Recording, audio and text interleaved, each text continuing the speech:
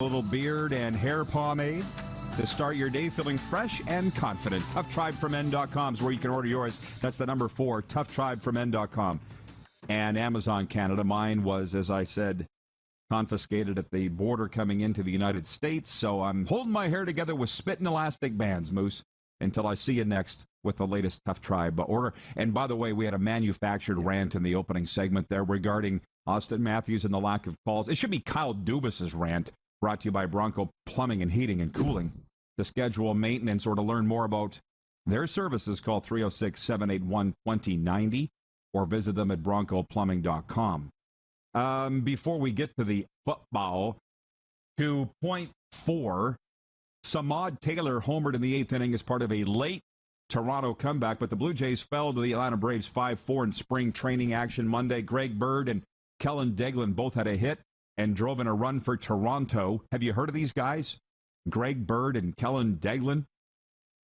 It's like they're new. The groundskeepers in the movie Major League. Who are these guys? I know. Starter Sean Anderson allowed a run and fan 3 with 3 walks over 3 innings. To point 5, Pascal Siakam was a one-man show for the Raptors Monday night. He had a season-high 40 points and 13 boards as Toronto claimed a 115-112 home OT win over the Boston Celtics. And the World Cup-bound Canadian men's soccer team was honored during the game. 23 players took to center court following a video tribute and received a standing ovation. The Canadians downed Jamaica 4-0 on Sunday to clinch the country's second-ever World Cup berth and first since 1986, in case you hadn't heard. And here we go. Breaking news from the Canadian Football League this morning. I'm reading from a news release from the CFL. The East Coast's biggest celebration of football, Touchdown Atlantic, will return to the region on Saturday, July 16th, as the Saskatchewan Roughriders take on the Toronto Argonauts. Acadia University's Raymond Field will be expanded to welcome 10,000 fans in Nova Scotia's first ever CFL regular season contest. The lead-up to the main event will feature 3 days of fun-filled football festivities to build excitement and anticipation for the big game. Commissioner Randy Ambrosie said in a statement, "We're so thrilled to welcome CFL football to Nova Scotia, and we couldn't be more excited for the return of Touchdown Atlantic. Come for the game and stay for a vacation." All the details of the game, of the parties, are up at rodpeterson.com right now. It's the top item running. And I think it's exciting. We're getting some invitations to be there for it. It's July 16th. That's a Saturday, Moose. So it's something for us to think about. All of a sudden now, people will be booking their flights, buying their tickets, and they better get on it because 10,000 isn't a lot to watch Canada's team versus the Argos. So it's back. This is exciting. Some of the most exciting news, I would suggest, in the CFL all winter. Really, it is. I mean, sports in general needs to be a destination, an event, and this just does that, right? I mean, it creates a wonderful opportunity for folks in Atlantic Canada to embrace the CFL, and I would hope and expect this thing to be sold out. So I hope fans jump on their tickets. I hope they support it. I really hope there's an opportunity for us to be out there. It would be great. I've never been out to Atlantic Canada, so what a great reason to do so. And, the football is going to be back. It's going to be better. 2 good teams. I think it's going to be fun. So, whether or not, and this is irrelevant, whether or not Atlantic Canada is going to get a 10th team in the CFL or not, this is going to be a fun event this year. Oh, boy. I mean, man, did you hit on one of my favorite topics, which is CFL expansion. And there will be a lot of talk after the game, I would hope, about an expansion team for the Atlantic region. This, if we go, would be my 4th time to the Maritimes. I've been out there for the Memorial Cup, a Touchdown Atlantic, a family holiday. So, yeah, it is going to be a lot of fun. Jeff, the Stamps fan, with a question. He says, why did the CFL choose Saskatchewan and Toronto? Probably for a couple of reasons. Number one, they were supposed to be in the last Touchdown Atlantic in the canceled season, for one. For 2, the Argos for years didn't want to give up that home game against Saskatchewan because it was their highest drawing game of the year in Toronto. It was a real moneymaker for them. So somebody must have twisted their arm and felt that this was the most marquee opponent that they could have, would be my guess. The other thing is Saskatchewan's never been there. That was one thing that I always wanted to do, and I saw the other teams go. I saw Edmonton go. I saw Calgary go. Why can't we be in this? And now they are. They're one of the last teams to not be in it. By the way, Wayne in Victoria, BC says, did you say 1 degree Celsius in South Beach, Florida, Rod? That's 6 degrees cooler than Victoria. No, Wayne. Wiki, wiki. It's 31 degrees Celsius. Did you hear it, Moose? Did I say 1? No, I couldn't have said 1 degree. Can I give Wayne a pass? Yeah, I'll give Wayne a pass. Your mic just chopped for a half a second, and the 30 part didn't pick up over the air. So it did sound like 1 degree Celsius, but I knew better. We're both right. I said 31. He heard 1. It's 31 degrees Celsius. You're not going to see that many people on the beach for 1 degree Celsius. Trust me. Our Navy friend Don watching says, Wolfville is a cute little town. You'll enjoy it. From Robin watching in the sticks, he says, now with Touchdown Atlantic announcement, will the Atlantic Schoolers talk ramp up again? Did it ever really die? I was thinking about this the other day. 40 years now. They've been talking about expansion to Atlantic Canada. 40 years. And from what I see, I still have some friends working for the schooners. I had a guy text me the other day and asked me, do you have any friends still at SSE? I wrote him back. I said, who the hell's SSE? He goes, Schooners Sports and Entertainment. I said, I don't know. I haven't heard from them forever. Like, is it's still a thing? I mean, people still talking about it. But Chris Bird watching in King City, Ontario says, Canada's team versus Canada's team. How about that? How about that? Oh, here we go. John Kirby in Edmonton. Here we go. John Kirby in Edmonton says 10,000 will be the biggest crowd Toronto's ever played in front of.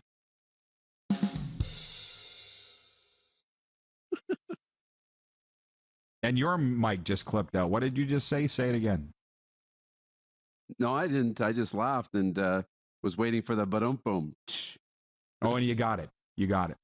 By the way, the text line is open, 902-518-3033. Pick up the phone and text RP, 902-518-3033.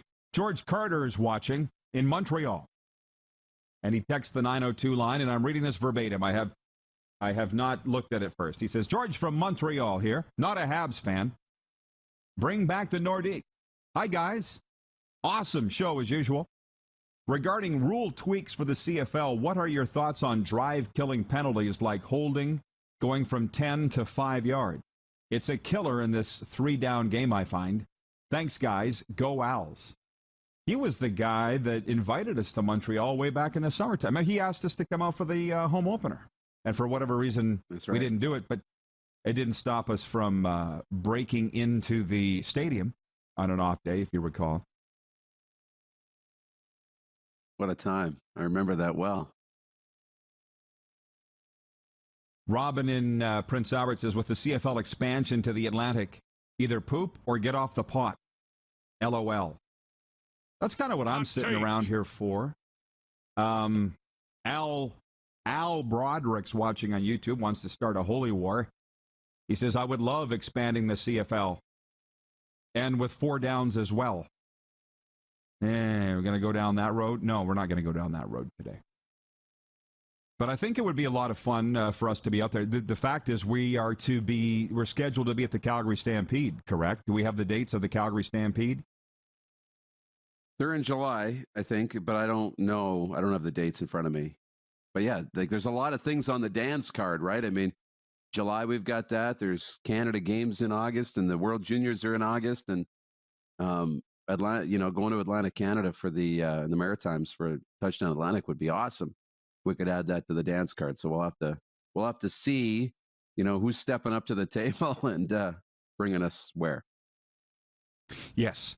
So that's our talk about Touchdown Atlantic. We're already getting some invitations to go there. I think that it would be fun. Riders and Argos. The last time I was there, I've told the stories many times, was 2019. It was in Moncton, Argos Alouettes. And it was a big time. I could sit and tell those stories forever, too. Like, for instance, the Alouettes came in a few days early. and they had a big, what do you call it?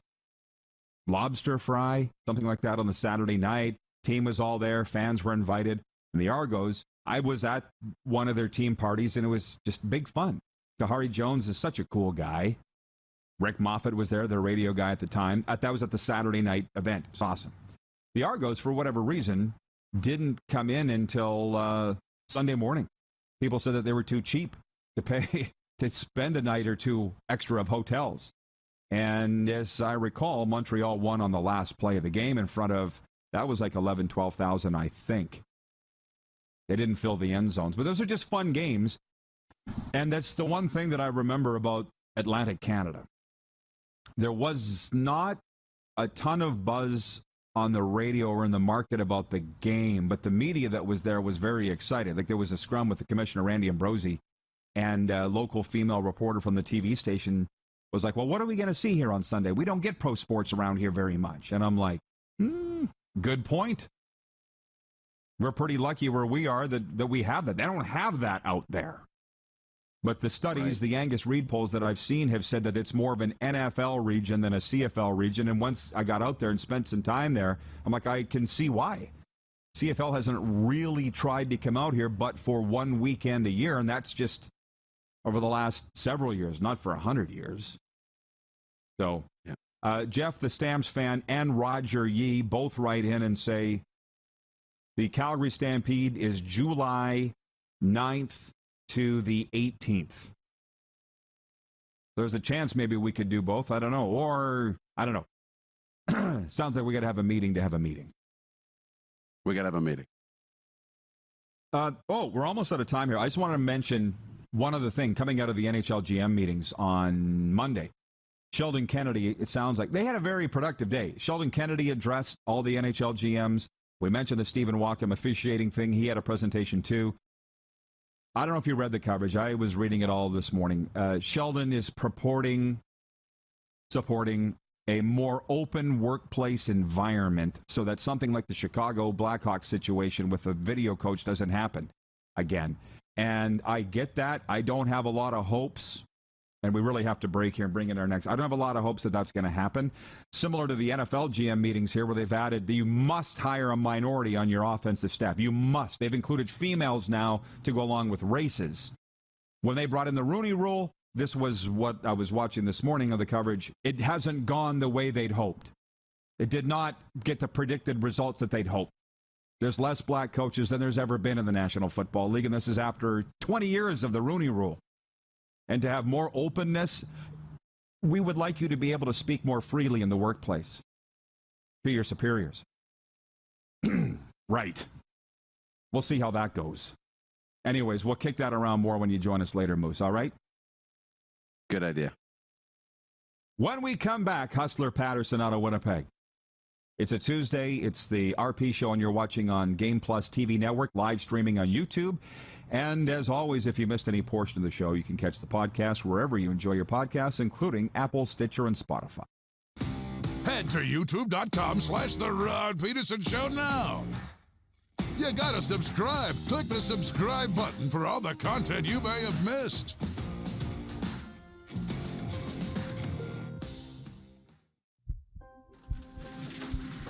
People donate blood for moments like this. But there are lots of reasons why Canada's Lifeline needs donors every day. Like the fact that someone with leukemia can need up to 8 units of blood a week.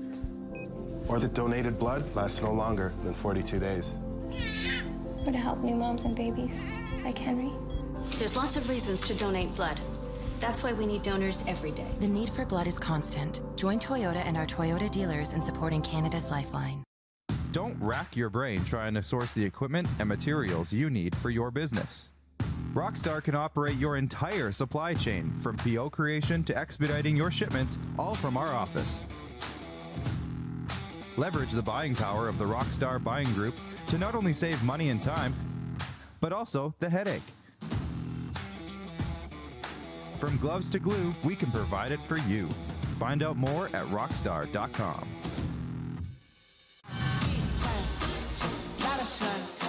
Smoky in the air, it's a lot of pine. Big time, big time, big time.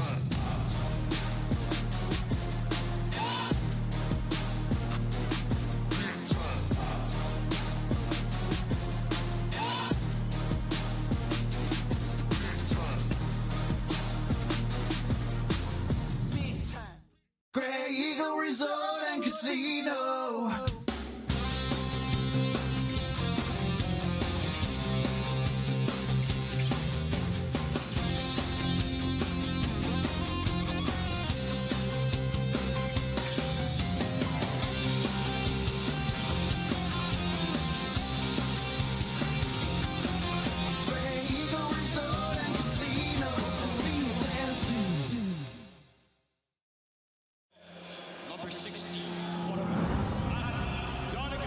A legend throws 713 yards in a single pro football game.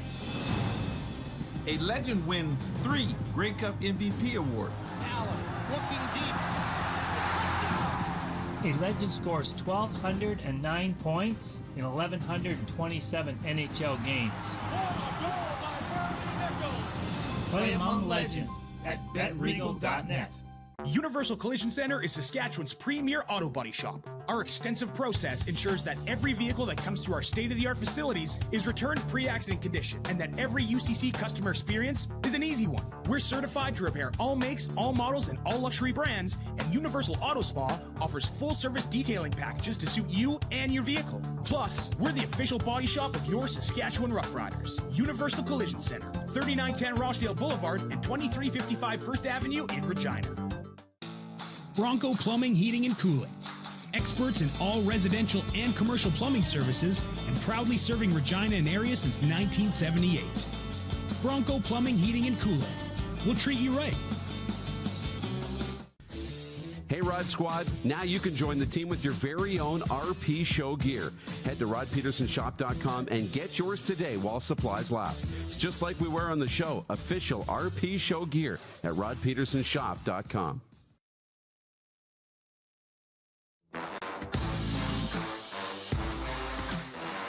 RP Show continues on this Tuesday, episode number 726 of Daytime Sports Talk. And we've got a lot of questions and comments have come in on the text line and in the chat.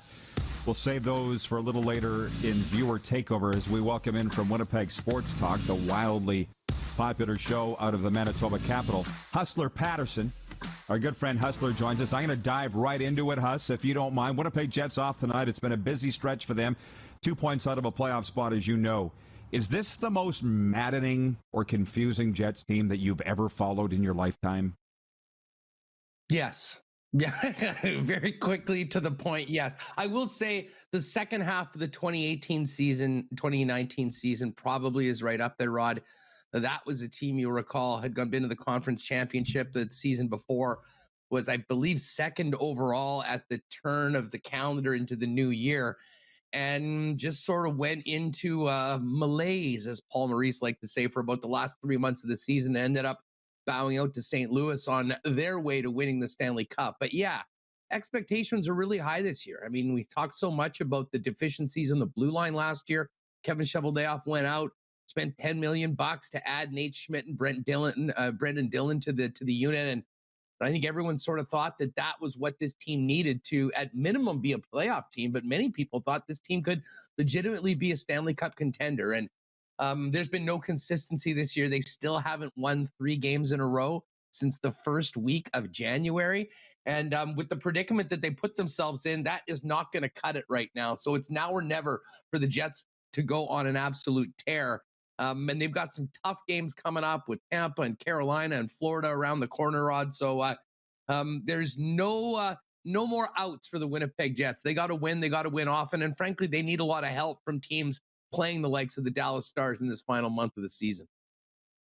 Well, I hope that the fans in Winnipeg are enjoying the playoff hockey now, because they're in playoff hockey now. What you just said, they can't afford any losses, so it's must-win mode every night. But listen, even if they do make the playoffs, I don't think they're going too far. I mean, if they do miss, I'm starting to hear some media pundits saying needs to be changes. Do you anticipate? There's obviously going to be a new coach, but would it go higher than that if they miss the playoffs with this bunch?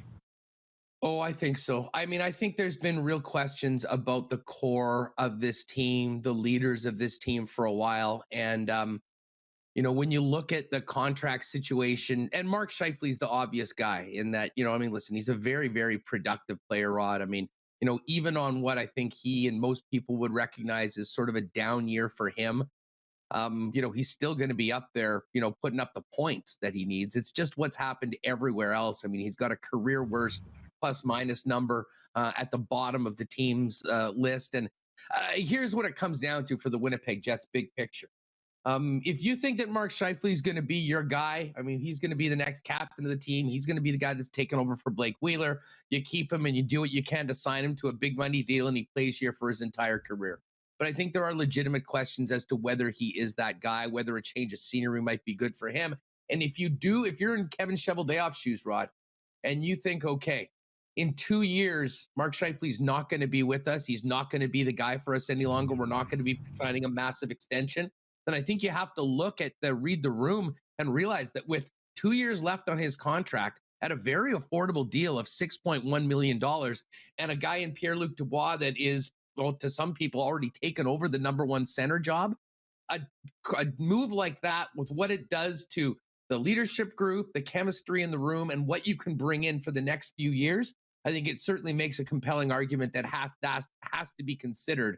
But make no mistake about it, that sort of a deal would be monumental for the franchise. There's been very few deals that would have been of that magnitude over the course of these 11 years.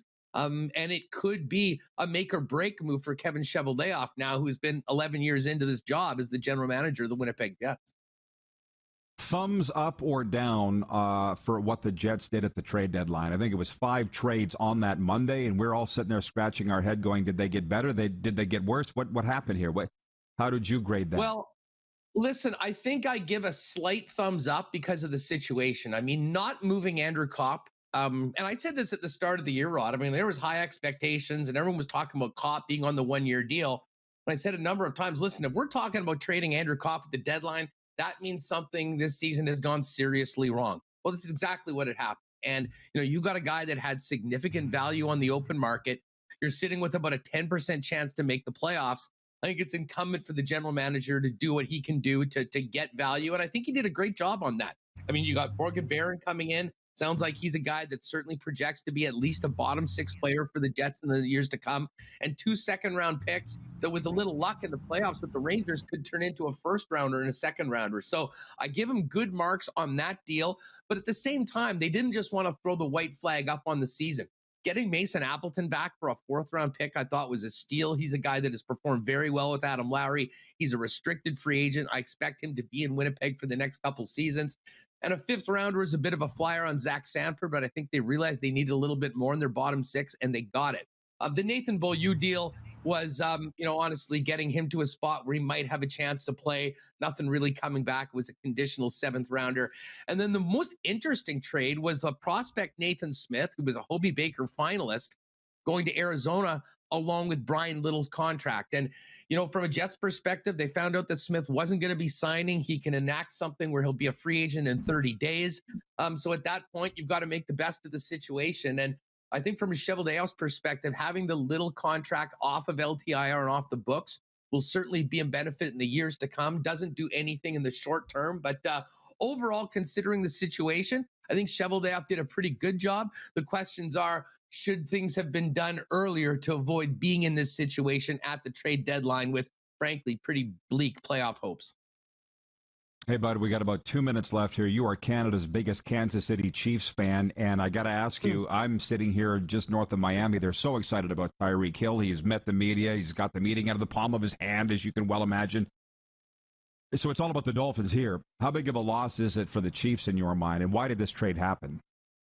Well, I mean, it came down to money. I mean, plain and simple. The Devontae Adams deal in Oakland happened, and Tyreek Hill justifiably thought that he should be near or at the top of the receiver pay distribution list. And listen, he when they sat down with him to do this extension, they realized that they probably weren't going to be able to get to that number. I mean, if they were going to guarantee him $75 million, you're talking about a 3-year deal. You're certainly not doing that over 2 years. You're looking at, $35 million a season. And I think they were also worried that if they franchised him or if they didn't get the job done, there might be problems within the club. Now, it's a huge loss short term. I mean, it certainly is a step back. I mean, the Mahomes-Tyreek Hill combination is one of the most lethal that we've seen in a long time in the National Football League. But I'll say this about Brett Beach, and you look what the Chiefs did last year in the draft. They have drafted exceptionally well. And with the draft capital they got from this trade, along with the additions of Juju Smith-Schuster and MVS out of Green Bay, I think they're positioned to weather the blow a little bit. Listen, it's going to put a little bit more pressure on the shoulders of 15 Patrick Mahomes, but I think he's shown that he's certainly up to that challenge. And while it might be a bit of a short-term pain, I think there could be some long-term gain 2, 3, 4 seasons into the future with what they can do with this draft capital. But from a Chiefs fan standpoint, and frankly, just from an NFL standpoint, it is unfortunate to see that incredible threesome of Kelsey, Hill, and Pat Mahomes broken up. Miami fans are going to be excited to see what he can do. A lot of pressure on Tua to be able to get him the ball like Patrick Mahomes just did. But make no mistake about it, the Chiefs will still be in there. Although, I don't know where you stand on this, but you look at these offseason moves in the AFC West. On paper, this might be the strongest division I can ever remember in the NFL going into the season. So it's going to be very, very interesting. I'm not sure Pat Mahomes will just roll through the AFC West like he's done up until this point of his career. Well, you said the key word, on paper. They haven't played a game yet, so we'll see, but it's definitely stronger. Huss, where can people watch Winnipeg Sports Talk and listen? Well, we'll be on right after you, Rod, 1 p.m. Central on YouTube. And, of course, podcast just wherever you get your services, or on YouTube, search Winnipeg Sports Talk like you do for RP. Hit that subscribe button. And once Rod and Darren are done their thing, pop on over to us at 1 p.m. on Winnipeg Sports Talk. Thanks for having me, Rod. Bingo! Thanks, Huss. Stay cool. You got it. Hustler Patterson joining us from the Slurpee capital.